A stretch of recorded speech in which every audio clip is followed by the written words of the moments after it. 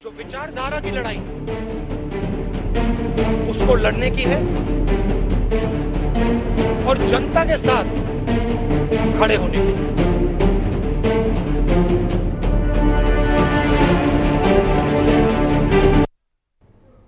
नमस्कार, स्वागत, अभिवादन आपका। मैं दुर्गेंद्र चौहान हूं। दुनिया की दूसरी सबसे बड़ी राजनीतिक पार्टी, या यूं कहें कि सबसे पुरानी, बड़ी से मुराद ये कि दुनिया की सबसे पुरानी दूसरी बड़ी पार्टी कांग्रेस में इन दिनों मंथन चिंतन का दौर चल रहा है और उथल पुथल भी खूब हो रही है। ब्रिटेन की कंजर्वेटिव पार्टी के बाद दुनिया में कांग्रेस ही ऐसी पार्टी है जो 137 साल पुरानी है। और इस पार्टी में बार बार इस पार्टी में रिस्ट्रक्चरिंग को लेकर तमाम मुद्दों को लेकर यह कहा जा रहा है कि अब ये जर्जर सा एक स्ट्रक्चर बचा है, विपक्ष ऐसी बातें करता है, लेकिन कांग्रेस इसे अपनी विरासत मानती है। एक के बाद एक कई चुनावों में पराजय के बाद कांग्रेस पार्टी ने उदयपुर में मेवाड़ इलाका, जो राजस्थान का मेवाड़ इलाका है, वहाँ के उदयपुर में एक चिंतन शिविर आयोजित किया, जिसका आज समापन भी हो गया। चिंतन मंथन से क्या निकला? क्या ये पार्टी कोई रास्ता खोज पाई?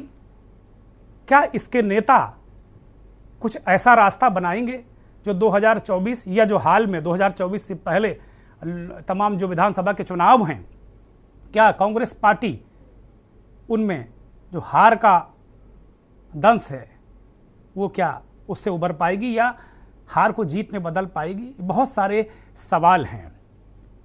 चूंकि चिंतन शिविर आज ही खत्म हुआ है, तो हमने भी इंतजार कल का नहीं किया और आज ही इस विषय को लेकर आ गए हैं कि चिंतन से आखिर निकला क्या।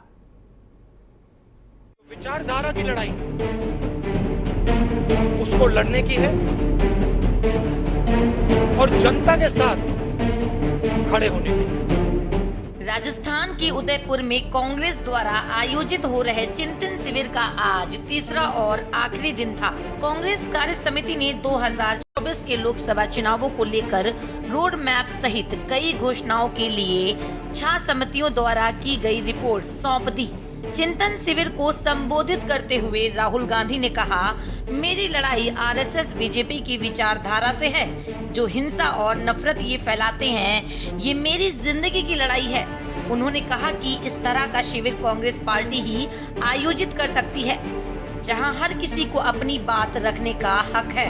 आरएसएस बीजेपी ऐसा नहीं कर सकती है। लड़ाई कोई रीजनल पार्टी भी नहीं लड़ सकती। रीजनल पार्टियों को अपनी जगह है, पर ये बीजेपी को नहीं हरा सकती। उनके पास कोई विचार नहीं है। रीजनल पार्टी किसी एक जाति की पार्टी है। समापन सत्र में भाषण देते हुए राहुल गांधी ने कहा कि हमारी लड़ाई विचारधारा की लड़ाई है और जनता के साथ खड़े होने तड़ाई है। हमारा जो कनेक्शन जनता से टूटा है, उसे दोबारा बनाना पड़ेगा। जनता समझती है कि सिर्फ कांग्रेस ही देश को आगे ले जा सकती है। जो रीढ़ की हड्डी है, जो रोजगार पैदा करती है, उस रीढ़ की हड्डी को नरेंद्र मोदी जी ने, बीजेपी ने और उनकी विचारधारा ने तोड़ दिया है। नोटबंदी, जीएसटी ये लागू करके और पूरा का पूरा फायदा 2-3 बड़े उद्योगपतियों को देकर सरकार ने हिंदुस्तान के युवाओं के भविष्य को नष्ट कर दिया है, जिसको हम डेमोग्राफिक डिविडेंड कहते थे। खतरा है कि डेमोग्राफिक डिविडेंड डेमोग्राफिक डिजास्टर में बदल जाए। इसके लिए जिम्मेदार कौन है? कांग्रेस पार्टी जिम्मेदार नहीं है, बीजेपी जिम्मेदार है, सरकार जिम्मेदार है। मगर हमारी भी एक जिम्मेदारी है। हमारी जिम्मेदारी जो विचारधारा की लड़ाई है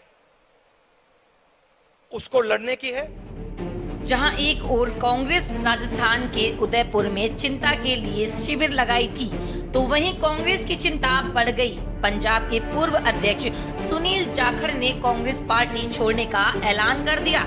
उन्होंने अपने ऑफिशियल फेसबुक पेज से लाइव होकर कांग्रेस छोड़ने का ऐलान किया। फेसबुक लाइव के दौरान जाखड़ कांग्रेस नेता अंबिका सोनी पर जमकर बरसे। उन्होंने सोनिया गांधी से भी कई सवाल किए। सुनील जाखड़ ने राजस्थान के उदयपुर में हो रहे चिंतन शिविर से पहले कांग्रेस को बड़ा झटका लगा है। जाखड़ ने पहले 13 मई को उदयपुर में प्रेस कॉन्फ्रेंस करने का ऐलान किया था, लेकिन बाद में उन्होंने ऐसा नहीं किया। पार्टी छोड़ने के ऐलान के बाद पंजाब कांग्रेस के पूर्व प्रधान नवजोत सिद्धू उनके सपोर्ट में नजर आ रहे हैं। सिद्धू ने ट्वीट करते हुए कहा कि पार्टी को जाखड़ को नहीं गंवाना चाहिए, ये पार्टी की मूल्यवान संपत्ति है। मेरे से राहुल जी से मेरा ये निवेदन है कि हो सकता है आने वाले उत्तराधिकारी वही होंगे, और वो चाहे मेरी किसी से बने ना बने, मुझे लोग गलत कहेंगे, कांग्रेस पार्टी आपके राहुल जी और आपके नाम के गांधी परिवार के बिना नहीं चल पाएगी। 60 बन जाएंगी, 60 नहीं तो कम से कम हर एक सूबे में अपनी अलग कांग्रेस होगी। आपका होना जरूरी है, आप लोगों का इस पार्टी का एक सशक्त अपोजिशन के लिए होना जरूरी है, परंतु ये तब तक ही जरूरी है कि आप अपने अच्छे बुरे को पहचाने। ये प्रशांत किशोर जी नहीं बता पाएंगे आपको, कोई आपको सुनील कानूनगोलो है उसको वो नहीं बता पाएगा। राहुल गांधी ने वहां मौजूद कांग्रेस नेता से कहा, आप ये मत सोचिए कि आप किसी राजनीतिक पार्टी के खिलाफ लड़ रहे हैं, आप इस देश के इंस्टीट्यूशन से लड़ रहे हैं। मैं इन शक्तियों से नहीं डरता। मैंने अपने जीवन में 1 रुपया नहीं लिया है। मैंने भारत माता से 1 रुपया नहीं लिया। हर कांग्रेस कार्यकर्ता के साथ इस लड़ाई में शामिल हूँ। राहुल को लेकर पार्टी के अधिकांश धड़ा उन्हें नेतृत्व करने का पक्षधर है। चिंतन शिविर के बाद कांग्रेस की आगे की रणनीति क्या होगी, ये वक्त बताएगा, लेकिन 2024 के लिए कांग्रेस ने अभी से कमर कसनी शुरू कर दी है। स्पेशल डेस्क के न्यूज इंडिया। चिंतन शिविर के समापन पर इस चिंतन शिविर का उद्घाटन कांग्रेस के अध्यक्ष सोनिया गांधी ने किया था और समापन इसका पूर्व अध्यक्ष, और हो सकता है कि भविष्य की कमान राहुल गांधी की ही हाथ में हो, राहुल गांधी ने किया। बहुत सारे सवालात बताए। ये कांग्रेस पार्टी के बारे में थोड़ी सी जानकारी और दे दूं, हालांकि सभी को ये जानकारी लगभग है, लेकिन फिर भी आज ये मौका और दस्तूर है कि इसके बारे में जानकारी देना जरूरी है। 28 दिसंबर 1985 को ये गोकुलदास तेज पाल संस्कृत कॉलेज मुंबई में इसकी स्थापना हुई थी और उस वक्त 72 डेलीगेट्स ने इसकी स्थापना की थी। ये जो चिंतन शिविर हुआ 400-450 डेलीगेट्स इसमें आए। और अगर बात की जाए नेतृत्व की, युवा नेतृत्व की बात इस शिविर में भी हुई है, तो कांग्रेस के अब तक के सबसे युवा प्रेसिडेंट मौलाना अबुल कलाम आज़ाद 1923 में हुए, मात्र 35 साल की उम्र में उन्होंने कांग्रेस अध्यक्ष के रूप में पार्टी का नेतृत्व किया, मौलाना अबुल कलाम आज़ाद। और शुरू से ये पार्टी नेशनलिस्ट पार्टी के रूप में मानी जाती रही। कांग्रेस का जब प्रादुर्भाव हुआ, इसका जब उद्भव हुआ, तो उस वक्त ये कहा जाता रहा कि भाई ये ब्रिटिशर्स या अंग्रेजों के खिलाफ एशिया और साउथ अफ्रीका में एक अलग तरीके का एक मूवमेंट कांग्रेस पार्टी ने खड़ा किया। ये इस पार्टी का एक इतिहास है। यानी 137 साल पुरानी पार्टी अब अपने देश में जहाँ से उसका उद्भव हुआ वहाँ पर संघर्ष कर रही है अपनी जड़ें बचाए रखने के लिए। ये बहुत बड़ा सवाल भी है कि अब कांग्रेस किस तरफ जाएगी, क्या इस चिंतन शिविर से कुछ निकला या क्या होगा। बहुत सारे सवालात हैं, बहुत सारे प्रश्न हैं और जनता भी। राहुल गांधी ने एक बात बड़ी महत्वपूर्ण कही अपने समापन भाषण में। उन्होंने कहा कि भाई जो मौजूदा सरकार है भारतीय जनता पार्टी की, वो इंस्टीट्यूशंस को, पत्रकारों का मुंह बंद कर रही है, इंस्टीट्यूशंस का गला घोट रही है जो संवैधानिक संस्थाएं हैं। और उन्होंने ये भी कहा कि संवैधानिक संस्थाओं का गला घोटने के साथ साथ जुडिशरी को भी प्रेशर में वो महसूस कर रहे हैं। राहुल गांधी ने यह चिंतन शिविर के समापन पर कहा। और एक बात और बड़ी महत्वपूर्ण कही कि भाई हम डीएनए जनता का हैं, हमारा जनता का डीएनए हम में है। तो अब उम्र, पद कद इन सब चीज़ों को छोड़कर कांग्रेस पार्टी जनता के बीच चली जाए, क्योंकि जनता से उसका कनेक्ट कटा है, खत्म हुआ है। ये बात भी बहुत सहज भाव से स्वीकार करने की ज़रूरत है। बहुत सारे लोग ये कहते हैं, विपक्ष कांग्रेस के लिए जो विपक्ष है, भारतीय जनता पार्टी के नेता कहते हैं कि अब ये जर्जर पार्टी हो गई है। प्रधानमंत्री तो बहुत दिनों से कह रहे हैं कांग्रेस मुक्त भारत, और लगातार भारतीय जनता पार्टी कांग्रेस को डैमेज करने के लिए पूरे प्रयास भी कर रही है और उससे मुक्ति की बात भी कर रही है, और उनके प्रयास भी चल रहे हैं। लेकिन बहुत सारे लोग इस बात को कहते हैं कि अगर कांग्रेस नहीं बची तो देश भी नहीं बचेगा। अपने अपने सबके तर्क हैं, सबकी अपनी दलीलें हैं। इन्हीं तमाम सारे सवालातों को ध्यान में रखते हुए हमने इस कार्यक्रम में, इस खास कार्यक्रम में हमने देश के जाने माने पत्रकारों और राजनीतिक विश्लेषकों को आज आमंत्रित किया है। मैं परिचय करा दूं, देश के जाने माने संपादक, राजनीतिक विश्लेषक और देश विदेश में तमाम जगह पत्रकारिता कर चुके आलोक भदौरिया जी हमारे साथ जुड़े हैं। भदौरिया जी, बहुत बहुत स्वागत आपका। राजनीतिक विश्लेषक और बहुत पुराने साथी हमारे बिलाल सब्जुवारी, जो लगभग हर कार्यक्रम में हमारे साथ रहते हैं, आज भी बिलाल भाई हमारे साथ हैं। देश के जाने माने राजनीतिक विश्लेषक, पत्रकार बिलाल सब्जुवारी, आपका बहुत स्वागत है। राजस्थान से बहुत वरिष्ठ पत्रकार, राजनीतिक विश्लेषक राघव शर्मा जी हमारे साथ जुड़ गए हैं, और राजनीतिक विश्लेषक दिल्ली से डॉक्टर विवेक मिश्रा जुड़ गए हैं। आप सभी मेहमानों को बहुत स्वागत, बहुत अभिनंदन, बहुत वंदन। मेरा अगर इसमें देखा जाए तो मेरा पहला सवाल ही राघव शर्मा जी से होगा, क्योंकि उन्हीं की स्टेट मेवाड़ में, उन्हीं की स्टेट राजस्थान में ये अभी आज समापन हुआ है कांग्रेस पार्टी के चिंतन शिविर का, नव चिंतन शिविर उसका नाम दिया गया था। बहुत सारी बातें नई भी हुई हैं, और ये भी राहुल गांधी ने आज कहा है कि भाई अब हमको जनता के बीच में जाना होगा, और पेगासस के बारे में उन्होंने कहा कि भाई ये पेगासस जो राजनीतिक संवाद है उसको भी इसने खत्म कर दिया, ये बहुत खतरनाक वायरस भी है। और साथ साथ एक बात और महत्वपूर्ण कही गई है इसमें कि जो 50 साल या 50 साल से कम हैं, कांग्रेस पार्टी 2024 में जो टिकट देगी वो 50 साल से कम के लोगों को टिकट देगी, और फिर ये क्रम अनवरत जारी रहेगा। राघव शर्मा जी, इस चिंतन शिविर से क्या निकला? केवल चिंताएं निकली या कोई सॉल्यूशन निकला? आपसे ही शुरू करते हैं। देखिए, इसका पूरा लब्बो लुभाव अगर हम देखें, पूरे जो घटनाक्रम, जो नव चिंतन शिविर जिसको नाम दिया गया, तो मैं आपको शुरू से याद दिलाना चाहूंगा कि सबसे पहले तो 1974 के अंदर जो है बुलंदशहर के अंदर किया गया कांग्रेस का चिंतन शिविर। उसके बाद 1998 में पंचमढ़ी में किया गया, 2003 में शिमला में किया गया, और उसके बाद 2013 के अंदर मेजबानी जयपुर को मिली, और एक बार फिर से 2022 के अंदर राजस्थान को मेजबानी मिली, और उदयपुर के अंदर जो है चिंतन शिविर किया गया। कुल मिला के बात की जाए पूरे चिंतन शिविर की और पूरा जो आयोजन जो किया गया, इसके अंदर खास तौर से देखा जाए धरातल पे जो मुद्दे चल रहे थे कांग्रेस के साथ में, उन मुद्दों के ऊपर जो है पूरी तरीके से बातचीत नहीं हो पाई है। खास तौर से मैं राजस्थान की बात करूं तो राजस्थान के अंदर एक ऐसी विकट स्थिति के अंदर अभी कांग्रेस पार्टी खड़ी हुई है कि उसका सोल्यूशन करना जो है कांग्रेस के लिए बेहद जरूरी था। हाँ, कांग्रेस ने ये बात जरूर काफी अच्छी है कि उन्होंने कुछ चीजों को माना है कि हम कहीं पे कट ऑफ है, हम जनता से जो है कटे हुए हैं, जनता का डीएनए हमारे अंदर है। ऐसी काफी बातें जो है जनता के बीच जो कही जानी चाहिए थी एक मजी हुई राजनीतिक पार्टी के होने के नाते, तो वो बातें उन्होंने अपनी रखी। यहाँ भी माना कि वो सोशल मीडिया पे भी कमजोर है काफी, जिससे वो कॉम्पीट नहीं कर पा रहे हैं दूसरी पार्टी को, तो ये बात भी उन्होंने मानी। और साथ में जो दल है, क्षेत्रीय दल है, उनके साथ नहीं होके खुद के बल पे जो है आगामी चुनाव लड़ना है, इस बात को भी उन्होंने पूरी तरह से स्वीकारा और पूरी बात रखी।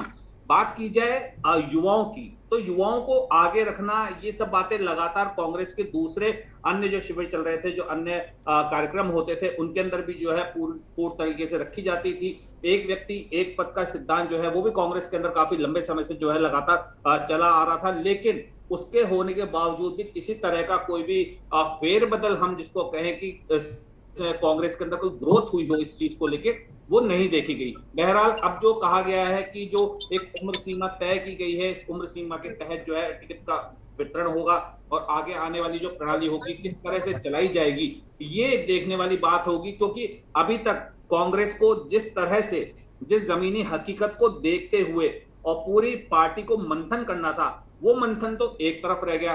बहरहाल अपनी पूरी पार्टी अब चूंकि छत्तीसगढ़ और राजस्थान राजस्थान के अंदर जो है कांग्रेस का शासन है और कहीं पे ये कर भी नहीं सकते चिंतन शिविर। इनको जयपुर के अंदर, यहाँ राजस्थान के अंदर करना बहुत जरूरी था, तो उदयपुर को उन्होंने चुना। उदयपुर के अंदर जो है चिंतन शिविर इन्होंने किया, लेकिन जो मेन मुद्दे की जो प्रोस्पेक्टिव बातें थी उनसे जो है वो काफी हटे रहे। उन बातों को, उन बिंदुओं को नहीं लाया गया। कार्यकर्ताओं की यहाँ पे बात की गई कि हर कार्यकर्ता की बात रखी जा रही है, हर कार्यकर्ता की बात सुनी जा रही है, लेकिन जो सीडब्ल्यूसी की वर्किंग कमेटी की मीटिंग हो रही है, जो प्रथम पंक्ति के नेता है उन्होंने ज्यादातर जो है अपनी बातें रखी वहां पे, और उनकी बातों के बाद जो निष्कर्ष निकल के आया वो यही था कि कांग्रेस पार्टी अब राहुल गांधी को जो है आने वाले समय में जो है कमान सौंप सकती है। ये पूरे कयास और अंदाज जो है पूरे लगाए जा रहे थे, लेकिन अभी तक धरातल जो कांग्रेस का है, जिस तरह की राजनीति कांग्रेस के अंदर चल रही है, जिस तरह की राजनीतिक परिस्थितियां कांग्रेस के अंदर बनी हुई है, उसका कहीं पे भी कोई हल इस समय निकलता हुआ नहीं दिख रहा है। जी, आलोक जी के पास चलते हैं। आलोक जी, कांग्रेस ने 3 दिनों तक चिंतन मंथन किया। जब ये शिविर शुरू हुआ था 15 तारीख को, तो हमने अपने कार्यक्रम मंथन में कहा था कि मंथन जो हुआ है कांग्रेस के अंदर, उससे विष भी निकलेगा, अमृत भी निकलेगा। आज ये शिविर खत्म हो गया राजस्थान के उदयपुर में। आलोक जी, इसे आप किस तरीके से देखते हैं? क्या कांग्रेस के लिए कुछ अमृत की उम्मीद दिख रही है या विष ही पीकर उसे संतोष करना पड़ेगा?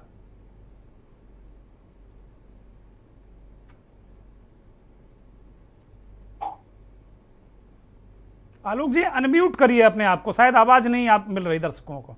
कोई भी राजनीतिक पार्टी अपने आप के अपने वजूद को बरकरार रखने के लिए और अपने चिंतन को आगे फैलाने के लिए इस तरीके के शिविर आयोजित करती रहती है, और आजकल ये सारे शिविर खूब तमाशे के साथ में आयोजित भी किए जाते हैं। आज ये राजनीतिक तमाशे का खेल बन चुकी है पिछले 7-8 साल।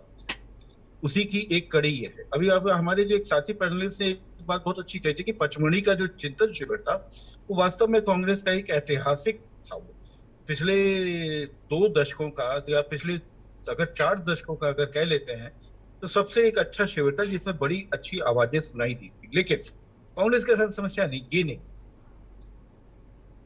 कांग्रेस के साथ में ये समस्या है कि पहले नेतृत्व खुद तय करे कि किसको करना है, किस पार्टी को, किस लोगों को, इस पार्टी में किस लोगों को नेतृत्व करना है, पहले ये तय।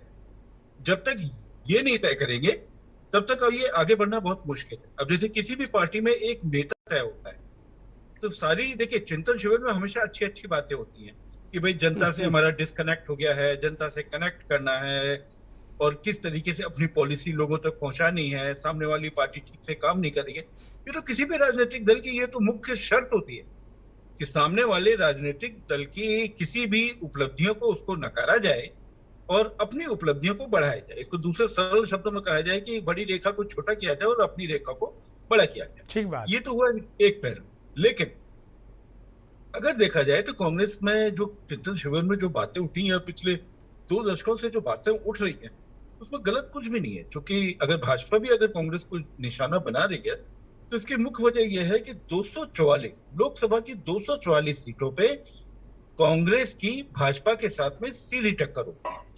अब सवाल यह है कि ये सीधी टक्कर बहुत महत्वपूर्ण है। इस सीधी टक्कर से ही भाजपा वाले बौखलाए हुए हैं और उनको लगता है कि वो किस तरीके से कांग्रेस को खत्म करते चले। बाकी क्षेत्रीय दल भी हैं, अब जैसे टीएमसी है वो मुख्य तौर पर बंगाल में है, वो ज्यादा से ज्यादा आलोक जी, राहुल गांधी ने आज कहा, माफ कीजिएगा आपको रोक रहा हूं बीच में और अपनी बात ऐड कर रहा हूं। राहुल गांधी ने आज कहा है कि सिर्फ कांग्रेस ही लड़ सकती है क्योंकि क्षेत्रीय दल मुकाबला नहीं कर सकते। जिस तरीके से साम दाम दंड भेद भारतीय जनता पार्टी अपनाती है, क्षेत्रीय दल डर जाते हैं, सांसद में आ जाते हैं। और उन्होंने खुद सफाई दी है कि उन्होंने 1 रुपया नाजायज आज तक नहीं लिया है।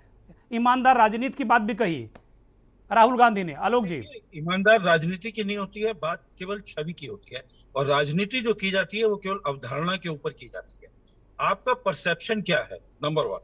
अगर भाजपा भी अगर चुनाव जीत रही है तो आप याद करिए, टोटल वोट जो पोल्ड होते हैं उसका 40% ही तो उसको लोकसभा में मिलता है।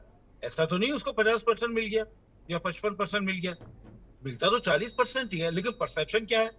परसेप्शन ये है कि वो बड़ी एक अलग तरीके की राजनीति करती है, इसमें अलग तरीके की विचारधारा है, इसी बात को तो करती है। संकट विचारधारा का भी। अब जैसे यहाँ पर बीजेपी के लोग अगर जाते हैं अगर मंदिर जाते हैं, अगर मोदी मंदिर जा रहे हैं या कोई अगर और मंदिर जा रहा है, तो ये उन्होंने पिछले कुछ दिनों में एक कॉपीराइट नहीं है लेकिन एक कॉपीराइट सा एक अपना बना लिया, एक अधिकार बना लिया कि हिंदुत्व के सबसे बड़े झंडा बरदार वही पार्टी है। अब कांग्रेस क्या कर रही है? कांग्रेस अपनी इसी विचारधारा में ही नहीं, अपनी इस विचारधारा को ही नहीं तय कर पा रही है कि वो सॉफ्ट हिंदुत्व से उसको अभी तक हासिल क्या हुआ। राहुल गांधी जनेऊ लगा करके घूमते हैं, अभी भी इस चिंतन शिविर के बाद में एक मंदिर में वहां पर वो दर्शन होगा और उसके बाद में एक रैली करने का भी एक योजना है। शायद मेरे ख्याल से रैली करने भी वाले हैं आज या कल में, ये हमारे उदयपुर वाले पैनलिस्ट ज्यादा सही बता पाएंगे। तो लेकिन सवाल यह है कि आप उसी सॉफ्ट हिंदुत्व पे आप आगे बढ़ रहे हैं जिस हिंदुत्व की झंडा बरदार बीजेपी है, और ये केवल आपके कहने से नहीं होता, ये सारे भारत में लोगों ने मान लिया, भारत में नहीं विश्व में मान लिया है कि ये राइट विंग की पार्टी है, दक्षिणपंथी पार्टी है और इस समय ये हिंदुत्व को लेकर आ रही है। सबसे बड़ी चीज, कांग्रेस चूक कहां करती है? कांग्रेस चूक ये करती है, अभी जैसे श्रीलंका में क्या हुआ, अभी पिछली बार भी हमारी आपसे बातचीत हुई थी, जैसे श्रीलंका में आज से 3 साल पहले वहां पर ईस्टर पे बम धमाके हुए थे, सीरियल ब्लास्ट हुए थे, और सीरियल ब्लास्ट में कम से कम मेरे ख्याल से जो फिगर मेरे को याद आ रहा है लगभग 100 के करीब 90 के करीब लोगों की जान चली गई। अभी जान जाने के पीछे हुआ क्या? उस जान जाने के पीछे महिंद्रा राजपक्षे परिवार की पिछले 20 सालों में 30 साल 2 या 3 दशक से श्रीलंका में बड़ी मजबूत पकड़ रही। उन्होंने मुस्लिम लोगों के खिलाफ, उनको इसका जिम्मेदार मानते हुए मुस्लिम लोगों के ऊपर जबरदस्त क्रैकडाउन किया, मुस्लिम कम्युनिटी को उनको पूरा अलग थलग कर दिया। लेकिन अब जब दुश्वारियां बढ़ी, आर्थिक दुश्वारियां बढ़ी, तो लोग एक साथ इकट्ठे हुए ना, तो वहां तो अब वो सिंहल, तमिल और मुस्लिम, ये जो बंटवारा है, ये बंटवारा खत्म हो गया। अब वहां पर सब एक हैं, एक यूनिट है, जिसको खाद्य चाहिए, जिसको ईंधन चाहिए, जिसको बिजली चाहिए। तो ये एक चीज है। आपने श्रीलंका का संदर्भ नहीं लिया। आपने क्यों नहीं लिया? श्रीलंका में भी तो राजपक्षे परिवार, राजपक्षे फैमिली, वो भी तो डायनेस्टी है ना। एक भाई आपका वित्त मंत्री बना हुआ है, एक राष्ट्रपति बना हुआ है, एक आपका प्रधानमंत्री बना हुआ था। तो आप ताजा संदर्भों के साथ कांग्रेस को नहीं जोड़ रहे हैं और सिर्फ इतना कह देने भर से कि हम क्षेत्रीय पार्टी नहीं लड़ सकते, हम ही इसका विकल्प हो सकते हैं। भाई हम तो मान रहे हैं विकल्प, बीजेपी भी मान रही है विकल्प, तो आपने नई बात क्या कही? अगर बीजेपी विकल्प नहीं मान रही होती, वो टीएमसी के तरीके से चलती, तो ये कि 40 और 50 सीटों पर टीएमसी का है। लालू की अगर आप राज्य की बात कर ले तो वो 30 से 35 सीटों पर है। अगर अखिलेश की बात कर ले तो वो 80 सीटों पर लड़ सकते हैं, लेकिन चुनाव नहीं जीत सकते। अब ये देखिए ना, अलग अलग पार्टी, महाराष्ट्र में शिवसेना कितने सीटों पर लड़ सकती है और चुनाव जीत सकती है? भाई शिवसेना महाराष्ट्र में ही तो लड़ लेगी, गोवा में लड़ लेगी। तो वास्तव में जो बात कह रहे हैं वो नई नहीं है, वो सबको मालूम है। हर राजनीतिक पंडित को ये बात मालूम है कि क्षेत्रीय पार्टी विकल्प नहीं हो सकती, और यही बात बीजेपी को भी मालूम है। इसीलिए वो 240 सीटों पर लड़ने वाली कांग्रेस के साथ ही कांग्रेस को ही वो बार बार निशाना बनाते हैं। अब सवाल है कि चिंतन शिविर से आपने एक चीज कही कि वो सबक क्या लेंगे। सबक तो यही है, आपको लड़ना है, लोगों से किस तरीके से कनेक्ट होना है। बात सही है, कनेक्ट होइए, मना किसने किया? लेकिन पहले आप तो तय करिए कि आपका अध्यक्ष कौन होगा, नंबर 1। आप ये तो तय करिए कि आप छुट्टियां मनाने कहाँ जाते हैं। अब ये तो तय करिए कि क्या आप 24/7 राजनीति के लिए उपलब्ध है। भाई बाकी लोगों से अपील बाद में। आलोक जी ने घूम फिरकर वही बात कह दी कि भैया परसेप्शन ठीक कर लो अपना। पहले परसेप्शन जो आपके खिलाफ गड़बड़ा जाता है, क्योंकि मॉडर्न पॉलिटिक्स सिर्फ और सिर्फ परसेप्शन आधारित है। अगर ये पता है कि अगर बीजेपी ने राहुल को ट्रोल कर दिया कि वो पप्पू है, तो फिर छोटा बच्चा भी, इतना बड़ा बच्चा भी कह रहा है पप्पू है वो। तो ये परसेप्शन आपको चेंज करना पड़ेगा, और बिना परसेप्शन चेंज किए हुए ये सारी चीज़ें हो नहीं पाएंगी। डॉक्टर विवेक मिश्रा के पास जाते हैं। डॉक्टर साहब, ये जो मंथन और चिंतन शिविर कांग्रेस का हुआ है, क्या पार्टी इसके बाद कुछ बदलाव नजर आएगा? क्योंकि उन्होंने कहा है कि हम भारत जोड़ो यात्रा शुरू करेंगे, और सांप्रदायिक ताकतों पर बड़ा हमला किया है, बीजेपी को सांप्रदायिक ताकत बताया है, बहुत सारी चीज़ें इस तरह की कही हैं कि बिल्कुल तोड़ कर रख दिया, जिससे हमारा सामाजिक ताना बाना भंग हुआ है, उससे आर्थिक संकट भी पैदा हुआ, तमाम तरीके की समस्याएं क्रिएट हुई हैं। तो इसे आप किस रूप में देखते हैं डॉक्टर विवेक मिश्र? पहली बात तो ये चिंतन शिविर करने की जरूरत या तो कहें तो बहुत ज्यादा जरूरी थी, क्योंकि ये पार्टी जो है जिस तरीके से गर्त में जा रही है, इनको वाकई ये चिंता करने की जरूरत है कि हम इतनी गर्त में क्यों जा रहे हैं, कैसे इस जो है लैंडस्लाइड को अपनी रोके हम लोग। और दूसरी बात ये जो चिंतन शिविर वाली बात कर रहे हैं, G23 वाले इतने दिन से कह रहे हैं कि भैया बात कर लीजिए। जो वरिष्ठ नेता है, अभी आप ही के चैनल से मुझे पता लगा सुनील जाखड़ जी भी छोड़ करके चले गए हैं, जो वरिष्ठ नेता हैं उनकी ये सुनेंगे नहीं।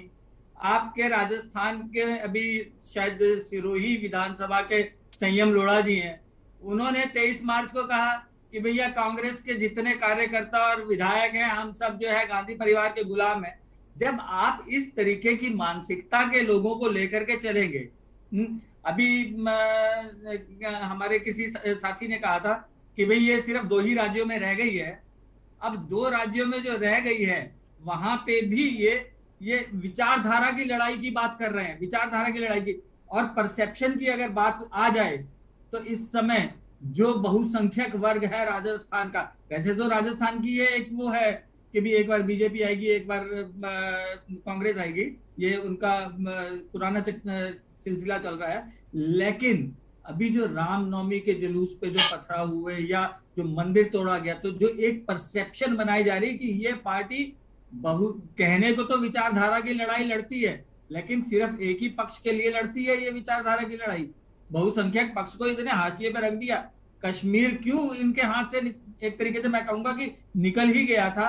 भारत अभी तक उसमें वहां पे पंडित या हिंदू लोग रहने के लिए अपनी कह लीजिए एक जद्दोजहद वाली लड़ाई लड़ रहे हैं। कैसे ये स्थितियां पहुंच गई वहां तक? कांग्रेस की देन है ना, ये विचारधारा की लड़ाई लड़ रहे। पहले दिन से इन्होंने तुष्टीकरण का काम करा, बहुसंख्यकों को हाशिए पे रख दिया। पहले इलेक्शन में इनको जो है 314 कितनी सीटें मिली थी, 364 सीटें मिली थी 45% वोट्स पे। नेहरू जी को 45% वोट्स मिले थे, टोटल जितने वोट्स पोल हुए थे उसमें 45% मिले थे, 364 सीटें थी। उसके बाद में राजीव गांधी को 414 सीटें मिली 47% वोट पे, है ना, सिर्फ 2% का वो डिफरेंस था। लेकिन वहां पे आप गौर करिए, there was not a concrete opposition, वहां पे कोई कंक्रीट अपोजिशन पार्टी नहीं थी, ऐसे ही क्षेत्रीय दल थे। तो वही जो है एक साइकिल घूम गया है कि इस समय इंफ्रास्ट्रक्चर के रूप में आप कह सकते हैं कांग्रेस का हर डिस्ट्रिक्ट में, हर जिले में, देश के कोने कोने में कार्यालय होगा। लेकिन कांग्रेस राजनीति क्या कर रही है? पंजाब इलेक्शन आपने देखा ना, एन इलेक्शन से कुछ दिन पहले अपने वरिष्ठ नेता को इन्होंने एकदम से बिल्कुल खूंटी से उतार करके साइड पे रख दिया, अमरिंदर सिंह को। और दूसरे राजनीति क्या करी, हमने दलित को बनाया है, दलित को। अंबिका सोनी कह रही है हिंदू कैसे इस राज्य का मुख्यमंत्री बन सकता है। जब आप इस तरीके की बातें करेंगे, बहुसंख्यक कौन है? ठीक है, मान लिया पंजाब में हिंदू जो है 44% होंगे, उनके वोट से नहीं, मतलब वो अपना मेजॉरिटी नहीं वो कर सकते वहां पे, लेकिन बाकी के देश में तो जाती है ना ये ठीक बात है भैया हिंदू। ठीक बात है डॉक्टर साहब, बिल्कुल ठीक बात है कि कांग्रेस जो कुल मिला के यही परसेप्शन है कि कांग्रेस ने ही सब मटिया मेट किया, ये परसेप्शन है। ये परसेप्शन की राजनीति यही है कि भाई सब कुछ जो मटिया मेट किया नेहरू जी ने किया, उसके बाद लगातार कांग्रेस के लोग मटिया मेट इस देश का करते रहे। कश्मीर को पाकिस्तान की गोद में भेज दिया, वो काम कांग्रेस ने किया। देश में हिंदुओं को नज़रअंदाज कांग्रेस ने किया, और अब भी बहुसंख्यकों को कांग्रेस नज़रअंदाज कर रही है। ये परसेप्शन है ना, इसी परसेप्शन के कारण कांग्रेस गर्त में जा रही है, ऐसा राजनीतिक विश्लेषकों का मानना है। एक ब्रेक पर रुकेंगे और ब्रेक से जब वापस आएंगे तो राजनीतिक विश्लेषक बिलाल सब्जवारी साहब के पास जाएंगे और उनसे इन तमाम सवालों का जवाब लेंगे। नारा की लड़ाई उसको लड़ने की है और जनता के साथ खड़े होने की है।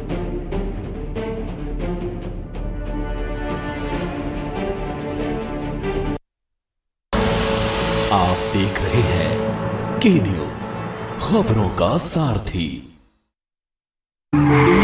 देखें कौन नया खिलाड़ी आया है, समझा देते हैं। प्यार से समझाएंगे, धीरे धीरे से, वो भी अपनी जुबान में।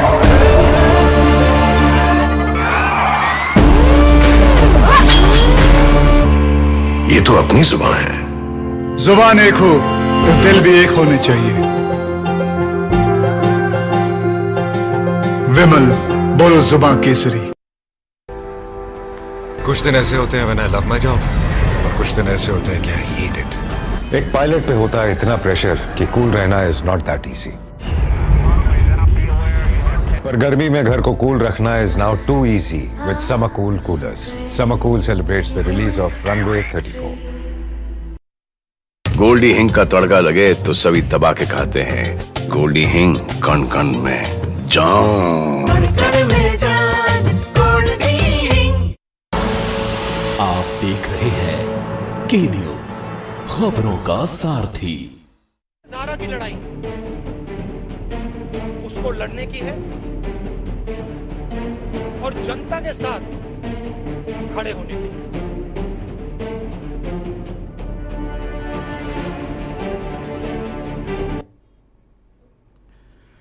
ब्रेक से वापस आ गए और हमने ये कहा था कि भाई ये कुल मिलाकर परसेप्शन की लड़ाई है, और परसेप्शन ये कह रहा कि भाई कांग्रेस ने ही 70 साल 75 साल मटिया मेट किया और सब नष्ट कर दिया है। ये परसेप्शन एक भारतीय जनता पार्टी ने बनाया और इसी परसेप्शन पे लगातार चर्चा डिबेट होती रही और अंततोगत्वा इसका लाभ भारतीय जनता पार्टी को मिला।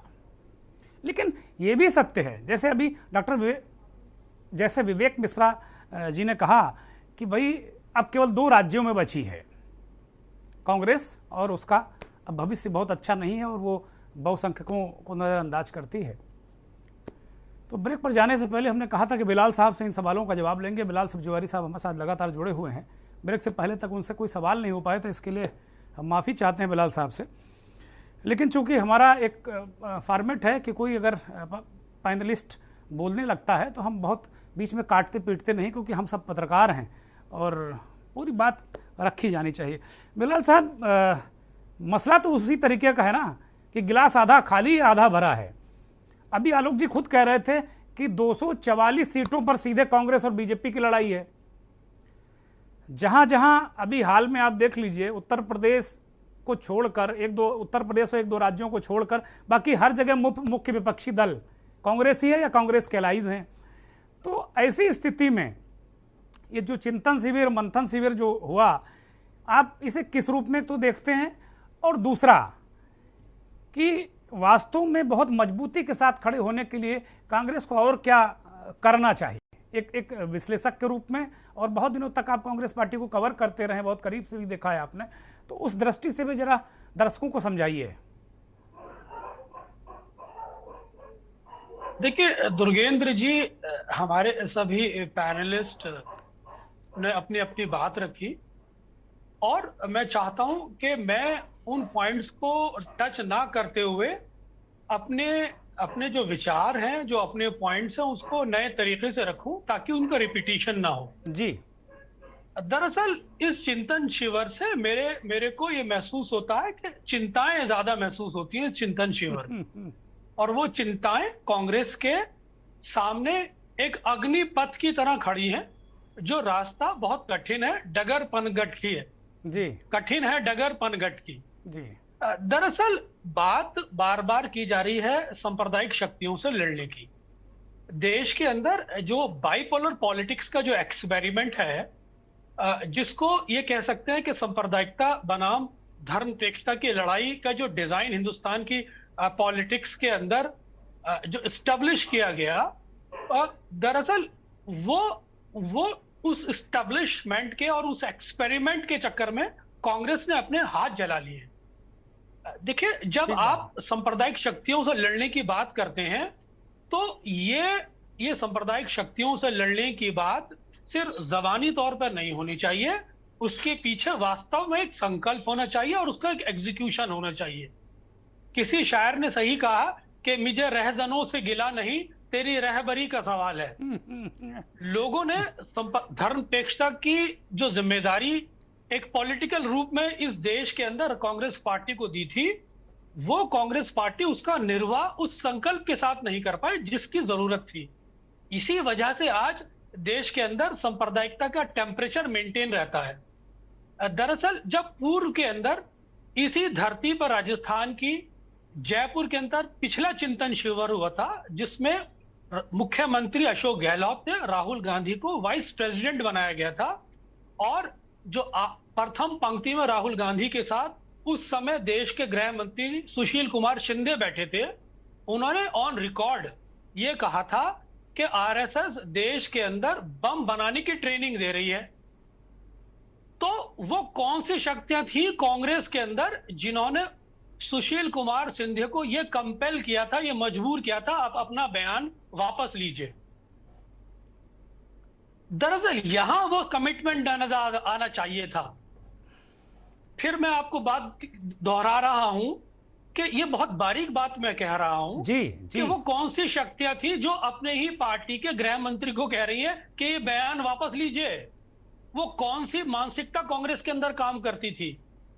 दूसरा एग्जाम्पल मैं ये देता हूं, जब पूर्व कैबिनेट मंत्री अब्दुल रहमान अंतुले जब ये कहते हैं कि हु सेंट करे इन द रॉन्ग डायरेक्शन, तो वो कौन से कांग्रेस के अंदर शक्तियां होती हैं जो अब्दुल रहमान अंतुले पर ये दबाव बनाती हैं कि इस बयान को वापस लो। जी। तीसरा उदाहरण मैं देना चाहूंगा कि जब दिग्विजय सिंह जी इसी सांप्रदायिक शक्तियों के खिलाफ लड़ते हैं, आरएसएस खिलाफ बयान देते हैं, तो वो कौन सी शक्तियां हैं जो कांग्रेस पार्टी को ये मजबूर करती हैं कि भाई ये व्यक्तिगत बयान है दिग्विजय सिंह का, हमारा इससे कोई लेना देना नहीं है। जी। वो कौन सी शक्तियां हैं कांग्रेस पार्टी के अंदर जब यूपीए 2 के अंदर कांग्रेस पार्टी भ्रष्टाचार के मुद्दे पर हारती है, तो कांग्रेस के अंदर वो कौन सी शक्तियां हैं जो अंदर खाने ये खबर प्लांट कराती है कि हम माइनॉरिटी अपीजमेंट पे हारे। तो वो कौन सी शक्तियां हैं कांग्रेस के अंदर जो जब कांग्रेस का प्रवक्ता प्रधानमंत्री नरेंद्र मोदी पर अटैक करता है तो 24 घंटे के अंदर हटा दिया जाता है। तो अगर जब आप इस लड़ाई का संकल्प लेते हैं कि हमें सांप्रदायिक शक्तियों से लड़ने की संकल्प लेना पड़ेगा, विचारधारा की लड़ाई है, तो मैं बहुत ही साफ गोई से क्रिटिकल फॉर्म में ये कहना चाहूंगा कि यह लड़ाई पहले कांग्रेस को पार्टी में लड़ने की जरूरत है, बाहर बाद में लड़ने की जरूरत है। यही मेरा संदेश है। ठीक बात है बिलाल साहब, बिल्कुल ठीक बात कही। राघव शर्मा जी, बिलाल साहब ने बहुत खरी खरी बातें कह दी। मुझे लगता है अगर कांग्रेस के 2-4 लोग भी सुन रहे होंगे तो अंदर तक वो हिल गए होंगे कि भाई ये बातें तो सारी की सारी सही हैं। आप दोनों धाराओं में कैसे जा सकते हैं? आप जनेऊ भी पहनेंगे, पंडित भी कहलाएंगे, और जब सामने वाला आप पे आरोप लगाएगा तुष्टिकरण का तो काउंटर भी नहीं कर पाएंगे आप। और फिर किसकी बात करते हैं कि भाई हमें निकलना होगा, हमें जाना होगा, हमें आगे करना होगा। बिलाल साहब ने बड़ा महत्वपूर्ण एक एंगल दिया कि भाई पहले अंदर लड़ लो। अभी कल हमारी चर्चा हो रही थी उदयपुर को लेकर, तो एक बहुत वरिष्ठ पत्रकार कह रहे थे कि भाई कांग्रेस में फुल टाइमर की कमी है, ज़्यादातर लोग अपने अपना काम धंधे करते हैं और राजनीति पार्ट टाइम करते हैं, इसलिए ये पार्ट टाइम पार्टी बनी जा रही है।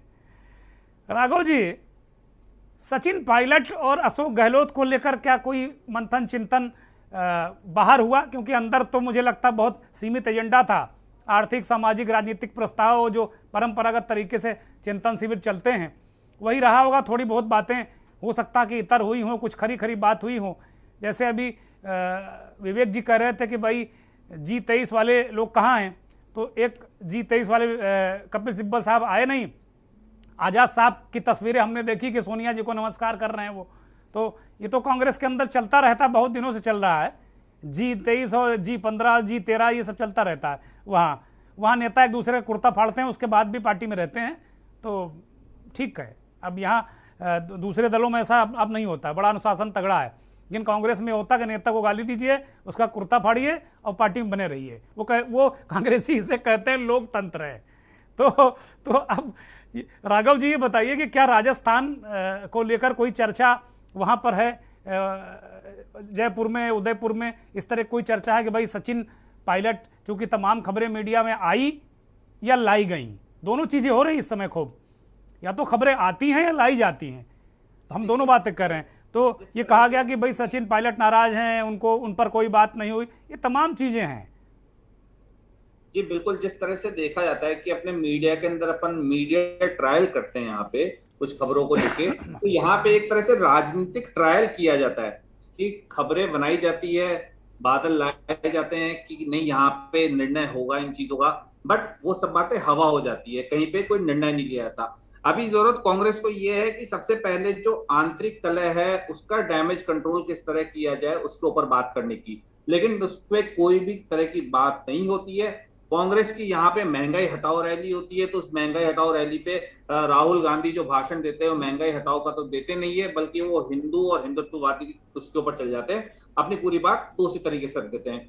वहीं यहाँ पे देखने को मिला कि चिंतन शिविर, पूरा माहौल इस तरह से बनाया गया कि चिंतन शिविर पे चिंतन किया जाएगा। कांग्रेस के अंदर जिस तरह की खींचतान चल रही है, जिस तरह से माकन साहब कमेटी भी बनाई और भी हुआ, सचिन पायलट का जो मामला लगातार गर्मजोशी चल रहा है उसके ऊपर काफी बातें आएगी, कुछ पुट आउटपुट आएंगे, लेकिन पूरी तरह से देखा गया तो ऐसा कुछ नहीं हुआ। ले देख के जो है कांग्रेस की तरफ से कुछ चीजें जो है बना दी गई, जिसमें मैं आपको बताऊंगा कि पब्लिक इनसाइट डिपार्टमेंट, ताकि अलग अलग डिफरेंट जो इनके सब्जेक्ट्स हैं उनको जानने, विचार जानने की नीति उसको निर्धारण करने के लिए जो डायरेक्टली मतलब एआईसीसी जो डेलीगेट्स हैं उनके पास बातें जाए सीधी सीधी। फिर नेशनल ट्रेनिंग इंस्टीट्यूट का गठन वो किया जाएगा।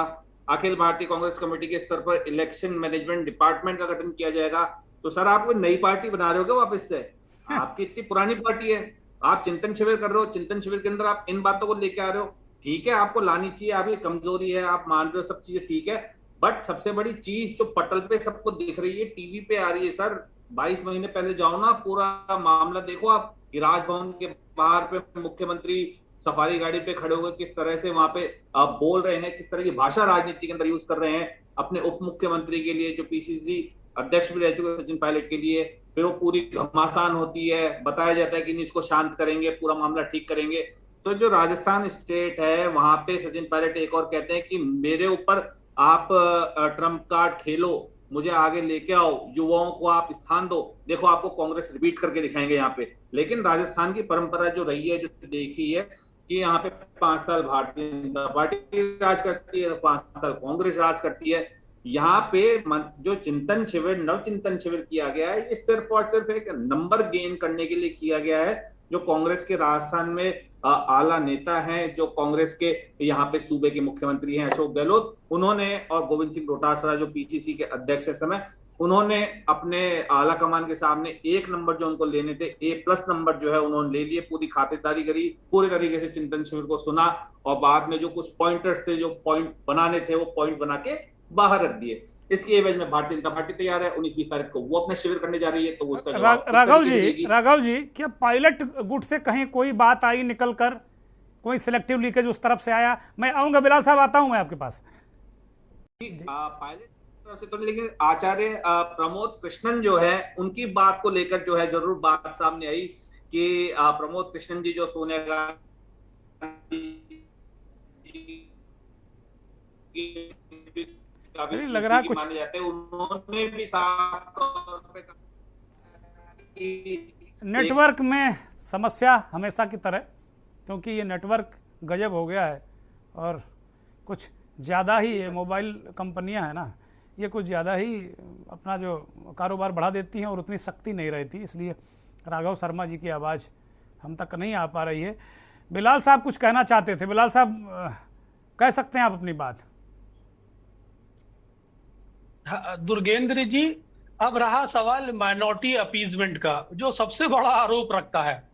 देखिए, मैं इस परसेप्शन को भी काउंटर करता हूँ बड़े लॉजिकली फॉर्म के अंदर, क्योंकि मैं इस पार्टी को बहुत ही करीब से पिछले 15-16 सालों से ऑन रिकॉर्ड ऑफिशियली देख रहा हूँ, और वैसे देखे तो मैं 20 साल हो गए इस पार्टी को देखते हुए। तो मैं इस पार्टी को वो ग्रे एरिया जानता हूँ जो शायद ही कोई जानता है। इतना क्रिटिकल फॉर्म है और इतनी डेप्थ में शायद ही कोई आपको बता पाए। जब डॉक्टर मनमोहन सिंह ने सच्चर कमेटी का गठन किया और उसकी फैक्ट फाइंडिंग रिपोर्ट आई, तो उस फैक्ट फाइंडिंग रिपोर्ट में का जो कंक्लूजन था ये था कि minority as a whole is backward in the country. तो जिस कांग्रेस पर माइनॉरिटी अपीजमेंट का धब्बा लगता है, आरोप लगता है, उसी के समय के अंदर सच्चर कमेटी की रिपोर्ट कहती है कि कांग्रेस की सरकारों के अंदर जब से 51 से पहला इलेक्शन से लेकर और 2014 तक जो आरोप लगता है, तो उसी सरकार की रिपोर्ट कहती है सच्चर कमेटी की minority as a whole is backward. तो माइनॉरिटीज का भी आप हशर देख लीजिए, तो आप खुद समझ सकते हैं कि ये परसेप्शन की लड़ाई अपीजमेंट की थी और फैक्चुअल माइनॉरिटीज की क्या हालत है। तो ये मैंने बारीकी से बात कही ना आपको, इधर माइनॉरिटी नाराज, उधर हिंदूवादी ताकतें कह रही कि माइनॉरिटी अपीसमेंट कर दिया, और मुसलमान ये कह रहे हैं कि हमारा बेवकूफ बना दिया, हमें इनकी सरकारों में सबसे ज्यादा बैकवर्ड। दुर्गेंद्र जी एक मैं आ रहा हूं विवेक जी, मैं आ रहा हूं, बिल्कुल आ रहा हूं। बिलाल साहब को कंप्लीट कर दिया, मैं आप ही के पास आ रहा हूं जी। इस बारीकों को मैं समझाने की कोशिश कर रहा हूं कि perception is not a reality and what is reality is not a perception. ठीक बात है विवेक जी, आपके पास आता हूं कि भाई बिलाल साहब कह रहे हैं कि परसेप्शन और रियलिटी दोनों में बहुत अंतर है। कह दो, बिलाल साहब कह रहे हैं कि स्ट्रक्चर कमेटी का जो है गठन किया गया, और उसने बताया कि minorities as a whole were backward. सोचने वाली बात यह है कि अगर कांग्रेस धर्मनिरपेक्ष थी, सेकुलर पार्टी है, उसको एक जर्नल वो निकालना चाहिए क्या? मेजॉरिटी में गरीब लोग नहीं होते, किसी के पीछे से साउंड आ रही है अजान बजान के, जरा तो उसको कम करवाइए। क्या मेजॉरिटी में बैकवर्ड नहीं होते? और माइनॉरिटी कितने परसेंटेज तक रहेगी, माइनॉरिटी कितने परसेंटेज रहेगी? एक जर्नल वो निकालना चाहिए था, what is the why this lot of कह लीजिए परसेंटेज, ये क्यों बैकवर्ड है? आप उसको धर्म के नाम पे अगर वो कमेटी बिठा करके तय करेंगे कि भाई ये जो है, चूंकि माइनॉरिटी जो है, अब माइनॉरिटी में आपके पारसी आते हैं, कितने बैकवर्ड हैं पारसी? वो आपसे कोई आरक्षण भी नहीं लेते, आपसे कोई सुविधा नहीं लेते। सिख कितने बैकवर्ड है? ये चीज उनके सिखों के ऊपर अप्लाई करती है स्ट्रक्चर कमेटी की? या जैन्स को इन्होंने चलते चलते 2014 के इलेक्शन से पहले माइनॉरिटी डिक्लेयर कर दिया, हिंदुओं से अलग कर दिया। और उससे पहले बिलाल साहब कह रहे थे कि शिंदे साहब ने कहा कि भी आरएसएस जो है बम बनाने की फैक्ट्री है। 2014 से लेकर के 2004 से लेकर के 14 तक तो यही सरकार चला रहे थे, क्यों नहीं उन्होंने बम बनाने की फैक्ट्रियां पकड़ ली? आरवीएस मणि की किताब एक एक चीज साफ बताती है कि ताज होटल पे जब हमला हो रहा था, उससे पहले पूरी फीडबैक थी, कांग्रेस के नेता जानते थे, ज्वाइंट सेक्रेटरी वहां पे बैठी हुई थी ताज होटल के अंदर, उनको खबर देकर के पिछले दरवाजे से निकाला गया। पूरी खबरें उसके कांग्रेस गवर्नमेंट के पास थी, लेकिन कांग्रेस गवर्नमेंट ने कोई एक्शन नहीं लिया। अरे भाई यही तो मैं कह रहा हूँ। आप जो कह रहे थे, एक किताब का विमोचन कर दिया था एक पत्रकार महोदय ने, 26/11 आरएसएस का षड्यंत्र। Listen to me, you are 26/11 का षड्यंत्र जो है अगले दिन डिक्लेयर कर दिया था आरएसएस का। नहीं, आप लोग दोनों लोग एक दूसरे को सुने, क्योंकि आप दोनों विश्लेषक हैं, पत्रकार हैं, अब कोई पॉलिटिकल पार्टी से दोनों का कोई ताल्लुक नहीं है, तो पॉलिटिकल पार्टियों के लिए तो लड़ने का कोई सवाल ही नहीं उठता है। बौद्धिक स्तर पे अगर कोई बातें हम लोग कर सकते हैं तो करना चाहिए हमें। विवेक जी आप कंटिन्यू करें, उसके बाद बिलाल साहब बात करेंगे। नहीं दुर्गेंद्र जी एक सेकंड, मेरे को एक सेंटेंस में कंप्लीट कर लेने दीजिए।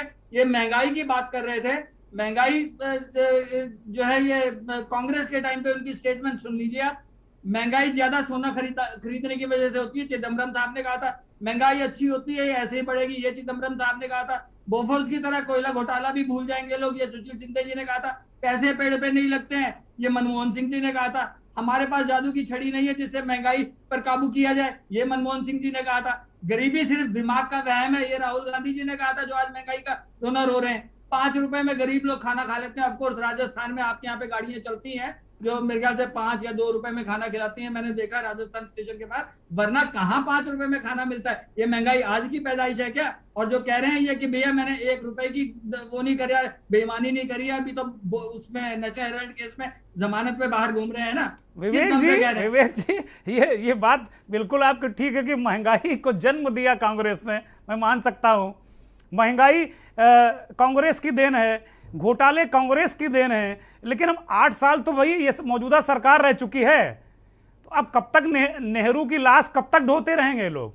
सबसे बड़ी बात ये है कि भाई और दूसरा मसला ये है विवेक जी, दूसरा मसला ये है कि महंगाई अगर उस समय कांग्रेस ने उसको शिशु के रूप में पैदा किया तो उसको कम करना चाहिए ना, उसको उसकी ग्रोथ नहीं होनी चाहिए ना। अब तो बिल्कुल प्रचंड रूप से हालत खराब है। और आप भी जर्नलिस्ट हैं, हम भी जर्नलिस्ट हैं, हम लोग नौकरी पेशा लोग हैं।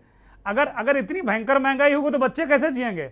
राघव शर्मा, ये जो 2,21,000 करोड़ के ऑयल बॉन्ड इश्यू करे थे, किसने करे थे ऑयल बॉन्ड इश्यू? अरे भाई ये बड़ी टेक्निकल बातें हैं, ये हमारे आप जैसे लोगों को समझ नहीं आती। ऑयल बॉन्ड और ये सब ये टेक्निकल बातें हैं। एक आम आदमी नहीं समझ सकता विवेक जी। ये हमें दाल रोटी महंगी मिल रही है, इससे मतलब है। क्यों महंगी मिल रही है, इसका बेसिक कारण तो अब 8 साल में उसको हम ठीक ही नहीं कर पाए, ये कौन सी बात हुई? ये कोई पॉलिटिकल डिबेट नहीं, बिल्कुल नहीं। ये कोई पॉलिटिकल डिबेट नहीं है। हम केवल बैठे हैं कि भाई कांग्रेस लेकर चली है, कांग्रेस आज बड़ी बड़ी बातें कर रही है, हम लोग लेकर इस पर आए, क्या वो कर पाएंगे? लेकिन हम अगर कांग्रेस की राह पर, तो वो भी है ना, जो काम कांग्रेस ने किया वही वो कर रहे हैं। जनता मर रही है आज की डेट में। चलिए ठीक है, आते हैं राघव शर्मा जी। महंगाई के लिए क्या कांग्रेस ही जिम्मेदार है? डिबेट थोड़ा दूसरी तरफ जा रही है, जाने देते हैं इसको डिफेंड करने की जरूरत नहीं है दुर्गेंद्र जी। भारतीय जनता पार्टी को अगर आप आंकड़ों के पे आएंगे तो 2014 तक भारत पर अंतरराष्ट्रीय बैंकों का कर्जा 52 लाख करोड़ था, जो आज 1,53,000 लाख करोड़ हो गया। आप बताइए, बात चलिए ठीक है। अब ये डिबेट में फंसेंगे तो इस नतीजे पे नहीं पहुंच पाएंगे। बिलाल साहब, ये डिबेट हमने जो हम चर्चा कर रहे हैं, ये डिबेट है ही नहीं। एक तो हम पत्रकार, राजनीतिक विशेषज्ञ ये बस बात को जानने को बैठे थे कि भाई जो कांग्रेस ने आज बहुत बड़ी बड़ी बातें कही हैं, तो क्या वो एक मजबूत विपक्ष बन के क्या उभरने वाला है? हम लोगों ने इस विषय पर किया था। हम भाजपा और कांग्रेस करने के लिए तो बैठे नहीं हैं, हम लोग भाजपा और कांग्रेस करने के लिए बैठे भी नहीं हैं। हम लोगों ने तो इसीलिए आज किसी नेता को नहीं बुलाया था, हमने तो पत्रकारों को बुलाया था कि भाई पत्रकार बैठ के चर्चा करेंगे और सारी चीज़ों पे वो करेंगे। तो राजनीति नहीं है, जो फैक्ट फाइंडिंग है, जो फैक्ट पे बात करेंगे। हम थोड़ी बैठ के बात करेंगे कि नेहरू ने क्या किया और मोदी ने क्या किया। जनता करेगी, और जनता बता रही कि भाई जनता को पता है। अगर जनता के दिलों में परसेप्शन नहीं होता कि नेहरू ने खराब काम किया, तो नरेंद्र मोदी प्रधानमंत्री नहीं होते 2 बार। जाहिर सी बात है, वो परसेप्शन बनाने में कामयाब रहे। अब वो सच भी हो सकता है और परसेप्शन भी हो सकता है, दोनों सारी चीजें हैं। लिखा पढ़ी में सब कुछ है ही, सब लोगों को पता है। कश्मीर में क्या हालात हुए, अपने अपने तरीके से हर व्यक्ति परिभाषित कर सकता है। लेकिन कुल मिलाकर अगर देखा जाए तो मुख्य रूप से कांग्रेस पार्टी की भूमिका, क्योंकि देखिए जिस देश में अगर विपक्ष मजबूत नहीं होता तो सत्ताधारी दल बेअंदाज हो जाते हैं। कांग्रेस भी बेअंदाज रही है। जब जेपी आंदोलन हुआ, भारतीय जनता पार्टी और जनसंघ ने जिस तरीके से विरोध किया, तो कांग्रेस के दिमाग ठिकाने आए ना। आज वो परेशान है, वो वोटों की भीख मांग रहे हैं। तो बेअंदाज किसी को होना नहीं चाहिए। राघव शर्मा, सबसे मैं वापस चिंतन शिविर पे लाना चाहूंगा पूरे मुद्दे को, हाँ, थोड़ा डिरेल हो गया मामला। बड़ी और इंटरेस्टिंग बात, एक बड़ी और इंटरेस्टिंग बात जो है चिंतन शिविर में आज निकल के आई कि कांग्रेस कहती है कि अगर हम सत्ता में आएंगे तो हम ईवीएम से वोटिंग नहीं कराएंगे जी, हम जो है बैलेट पेपर का यूज करेंगे और ईवीएम पे वोटिंग नहीं कराएंगे, क्योंकि हर तरह से जो है भारतीय जनता पार्टी देखा जाए तो न्यायपालिका पे चाहे चुनाव आयोग हो, सबके ऊपर जो है अपनी पकड़ लगातार बना रही है। तो कहीं ना कहीं ये डर भी जो है कांग्रेस को लगातार सता रहा है, और ये एक बड़ा मुद्दा भी जो है आज कांग्रेस में CWC की जो मीटिंग हुई उसके अंदर रखा गया और साफ तौर से इसको जो है पारित भी किया गया। तो अब कांग्रेस जैसी बड़ी पार्टी जो एक तरह तो कहती है कि हम हमारा सोशल मीडिया फैक्टर उसको मजबूत करेंगे, हम कनेक्टिव नहीं हो पा रहे लोगों से, वहां जाके कनेक्ट होंगे, हम यात्रा निकालेंगे, हम ये करेंगे, हम वो करेंगे, बहुत सारी चीजें, मतलब ब्ला ब्ला बहुत कुछ चीजें करी।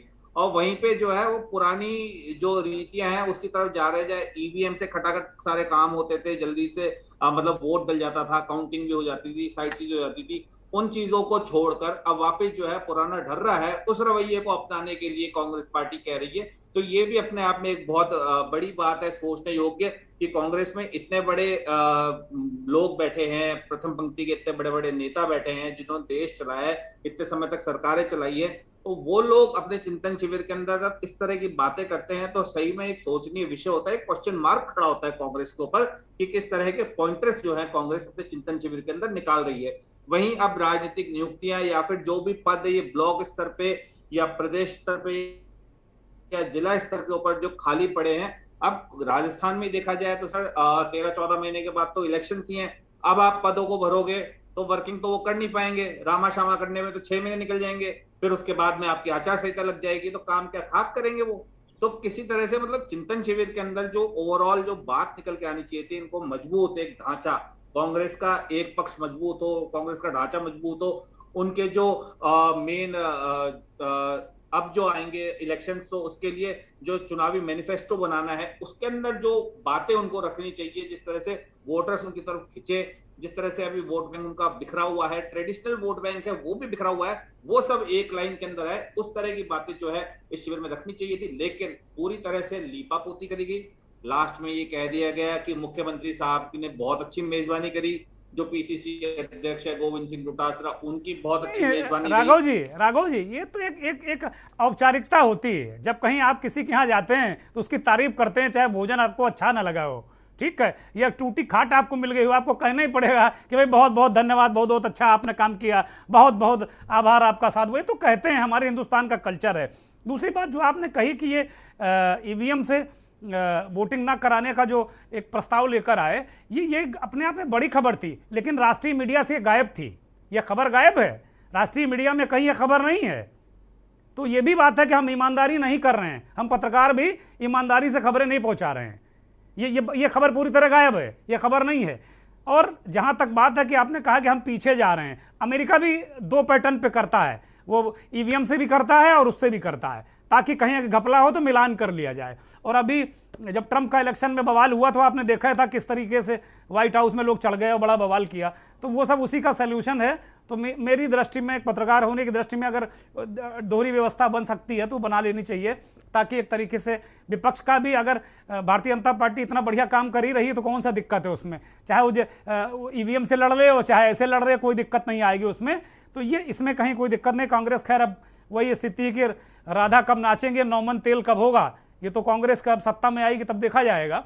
लेकिन सबसे बड़ी बात यही है कि मेरा अंतिम सवाल है कि क्या कांग्रेस एक मजबूत विपक्ष बनकर खड़ा हो पाएगा, डॉक्टर विवेक मिश्रा? फिलहाल की स्थिति ऐसी नहीं है, जब तक बीजेपी वाले गलती नहीं करेंगे। आपने जैसे कहा था कि अहम आ जाता है ना, हर जो अगर मजबूत विपक्ष ना हो तो हर रूलिंग पार्टी को, जैसे कांग्रेस को भी कभी अहम हो गया था, तो अगर ये इनमें अहम आ गया और इन्होंने गलतियां करनी शुरू करी, और सबसे बड़ी बात यह है कि इनकी गलतियां देखिए, पिछले कह लीजिए अभी 7-8 साल हो रहे हैं, नरेंद्र मोदी के ऊपर कोई आक्षेप नहीं लगा पाया कि भी इन्होंने ऐसा भ्रष्टाचार किया या ये गलत काम किया। आप ये लोग खामियां जरूर निकालते हैं कि कोरोना का मिसहैंडलिंग करी या ये मिसहैंडलिंग करी, या मेक इन इंडिया का संसद में जो है राहुल गांधी जी मजाक उड़ा रहे थे, उन्होंने उल्टा पकड़ करके उन्हीं के ऊपर रख दिया कि हम अपने देश में चीज बनाने जा रहे हैं, आप उसी का मजाक उड़ा रहे हो। तो ये चीजें राहुल गांधी जी को सोचनी चाहिए। अगर कुछ चीज देश के लिए अच्छी है तो अभी आलोक जी ने कहा था कि एक बड़ी लाइन खींचने की जरूरत है, तो ये चीज उसको जो प्रमोट करेंगे, हाँ इन्होंने ये काम करा है बीजेपी वालों ने, हम इससे बेहतर कर सकते हैं। अभी ये बिल्कुल, अगर ये वैसे बीच में चल रहे हैं ना, ये हिंदुओं के हो रहे हैं ना मुसलमानों के हो रहे हैं, अगर उसी राजनीति में ढुलमुल करते रहे तो ये कहीं के नहीं रहेंगे। इनको देश के लिए अगर बात करें, प्योर देश की बात करें कि भी हम ये चीजें लाएंगे। अब ईवीएम वाली बात जो आपने कही, ये बिल्कुल रिग्रेसिव स्टेप है। हम अमेरिका से कंपेयर नहीं कर सकते, उसकी पॉपुलेशन बामुश्किल 24 करोड़ है, हमारी 1,35,00,000 करोड़ है। ऑफकोर्स 1,35,00,000 करोड़ में 50% वोटर मान लेते हैं हम, तो भी 75 करोड़ अगर वोट डालने जाते तो उतने हम, अब वो पहले वाला जमाना नहीं रहा। और आप सब लोगों ने देखा होगा पहले जमाने में कैसे बूथ लूटा करते थे, कैसे दारू, वो ठीक है इलेक्शन कमीशन टाइट हो गया है, वरना दारू दे करके, ये वो चीजें दे करके सब रात को वोट खरीदे जाते थे, तो वो बूथ तो बड़े आराम से लूट जाया करते थे। आप जो कह रहे थे कि भैया हमें काउंटिंग वाली, तो वीवीपैट मशीनें हैं, हर बूथ की 2-2, 3-3 सैंपल निकलते हैं, जिसमें से काउंटिंग और जो स्लिप्स है वो टैली करी जाती हैं। अगर ये इस तरीके से रिग्रेसिव बात करेंगे तो इनको वाकई कोई नहीं पूछेगा। और सबसे बड़ी बात जो ये इस तरीके का मैसेज जाता है, जैसे मैंने आपको शुरुआत में कहा था कि ये संयम लोढ़ा जी कह रहे हैं कि हम तो सारे इनके गुलाम हैं, गांधी परिवार के गुलाम हैं। जब तक ये इस शेल से बाहर नहीं निकलेंगे, इनके यहाँ तमाम लोग हैं। अरे चिदम्बरम साहब हार्वर्ड के पढ़े हुए हैं, मणिशंकर अय्यर कैम्ब्रिज के पढ़े हुए हैं, कपिल सिब्बल हार्वर्ड के पढ़े हुए हैं। ये प्रशांत भूषण की कौन है, प्रशांत किशोर की शरण में जा रहे हैं ये हैं? अरे भाई अब लौट आए विवेक जी, लौट आए, जाते जाते लौट आए। और यही बात जो आप करें, लग रहा है आपकी बात उन्होंने सुन ली। वो कह रहे हैं भैया हम सब कुछ नहीं दे पाएंगे आपको, और हमारे यहाँ भी कई प्रशांत किशोर हैं, मुझे लगता है उनको कहीं ना कहीं इस बात का भान हो गया है। या माता जी ने कह दिया इनको नहीं लाओ, तो जब एक फैमिली में नहीं बन रही है, एक फैमिली के 3 लोग 3 जगह रह रहे हैं, आपस में उनके जब एक वो नहीं थिंकिंग नहीं बन पा रही, तो फिर ये देश की पार्टी चलाने की क्या सोच रहे हैं? ठीक बात है, ठीक बात। देखिए, अनुशासन बड़ा जरूरी है, बेशक आप इसको किसी भी पार्टी का ठीक बात, बिल्कुल ठीक बात है। बिलाल साहब, क्या बिल्कुल कांग्रेस को होपलेस अपने आप को मान लेना चाहिए कि भाई हम कुछ नहीं कर पाएंगे इस देश में और बीजेपी ही अब अनवरत राज करेगी? आखिरी सवाल आपसे। देखिए परिस्थितियां और समय बलवान होता है, और जहां तक आपको रहा आई मीन बैलेट पेपर से चुनाव कराने की, देखिए socio economical, political and foreign policies पर जो सजेशंस आए हैं वो CWC में जब तक एंडोर्स नहीं हो जाते, CWC उसको रेक्टिफाई AICC में नहीं कर देती, तब तक ये नहीं कहा जा सकता कि ऐसा होगा। These are the suggestions which to be taken into CWC and finally to be rectified in the AICC session. तो तब जाके जो कंक्लूजन निकलेगा वो जो फाइनल ड्राफ्ट पेपर होगा वो एक्सेप्टेबल होगा फॉर द एग्जीक्यूशन। सबसे बड़ी समस्या यह है कि कांग्रेस को सबसे पहले अपने अध्यक्ष का चुनाव करना चाहिए। उसके अंदर जो एम्बिग्यूटी राहुल गांधी के अंदर नजर आती है कि वो फोर्स देने पर भी तैयार नहीं हो रहे हैं, तो फिर वो कोई चेहरा पेश करें, गांधी फैमिली कोई चेहरा पेश करे। समय बहुत कम है, अगर इस समय को गंवा दिया गया तो परिस्थितियां और गंभीर हो जाएंगी। साथ ही साथ अभी मध्य प्रदेश के अंदर, राजस्थान के अंदर, आपके गुजरात में चुनाव होने हैं, ये लिटमस टेस्ट के रूप में काम करेगा। कांग्रेस अगर यहाँ पर अच्छा परफॉर्म करती है तो फिर वो लोकसभा के इलेक्शन में परसेप्शन के फॉर्म में ऐड होगा, अदरवाइज कांग्रेस नोज डाइव कर जाएगी। इसीलिए राह बहुत कठिन है, बहुत सोच समझ के कांग्रेस को फूक कर आगे कदम रखने की जरूरत है, और उसके लिए जरूरी है कि राहुल गांधी, सोनिया गांधी और प्रियंका गांधी के अंदर यूनानिमिटी हो, प्लस उनके पास पॉलिटिकल थिंकर हो, टेक्नोक्रेट्स ना हो। बहुत शुक्रिया बिलाल साहब, डॉक्टर विवेक मिश्रा जी और राघव जी और आलोक जी का भी बहुत शुक्रिया। वो कहीं कनेक्शन गड़बड़ाने की वजह से हम सबके बीच से बहुत देर तक उपस्थित नहीं रह पाए। तो कुल मिलाकर अगर देखा जाए तो इस चर्चा में सुधी पत्रकारों, राजनीतिक विश्लेषकों, आप सभी ने एक बात तो तय कर दी कि कांग्रेस को अब केवल हवाई बातें करने से उसका काम नहीं चलेगा। चिंतन शिविर, मंथन शिविर कितने भी कर लो, लेकिन कार्यकर्ता से मिलो, जनता से मिलो, एरिस्टोक्रेसी छोड़ो। यही बात राहुल गांधी ने भी कही है, लेकिन उनको भी खुद ये अपनाना होगा। बहुत सारे कांग्रेस के नेता इस बात को लेकर नाराज होकर पार्टी छोड़कर चले गए कि साहब जब मैं उनसे मिलने गया तो राहुल जी बिस्किट खिलाते रहे कुत्ते को, हमारी बात ही नहीं सुनी। ये असम के मौजूदा चीफ मिनिस्टर जो हैं इस वक्त, विश्व शर्मा जी, उन्होंने ये बात कही थी जब उन्होंने कांग्रेस छोड़ी थी, और उसके बाद पूरे नॉर्थ ईस्ट में भारतीय जनता पार्टी का परचम फहर गया। तो इस तरीके की गलतियों से बचना होगा कांग्रेस को। और जैसे कहा जा रहा है कि राजस्थान में सचिन पायलट बार बार कह रहे हैं कि वो मेहनत करके कांग्रेस पार्टी को वापस सत्ता में लाएंगे, ये मिथक तोड़ेंगे कि एक बार कांग्रेस एक बार भारतीय जनता पार्टी, इस मिथक को तोड़ेंगे वो। लेकिन उन्हें मौका तो दे कोई, उन्हें मौका ही नहीं दिया रहा। ये बड़ा सवाल, इस तरह के डिसीजन लेने होंगे। अगर पंजाब में 3 पीढ़ियों का रिश्ता सुनील जाखड़ ने तोड़ दिया, 50 साल से सुनील जाखड़ खुद कांग्रेस में, तो इस पर कांग्रेस को मंथन करना होगा, चिंतन करना होगा। शिविर चाहे जितने कर लें, लेकिन आत्ममंथन करके ऐसे लोगों जो ब्रेन ड्रेन है, जो वास्तव में उनके कांग्रेस के लिए काम करने वाले पीढ़ियों से वो लोग जा रहे हैं, उनकी तरफ क्यों नहीं देखा जाना चाहिए? उनका तो जनाधार है ही। तो हवाई नेताओं से थोड़ा परहेज करके जो जमीन के मजबूत नेता हैं उनका जो पलायन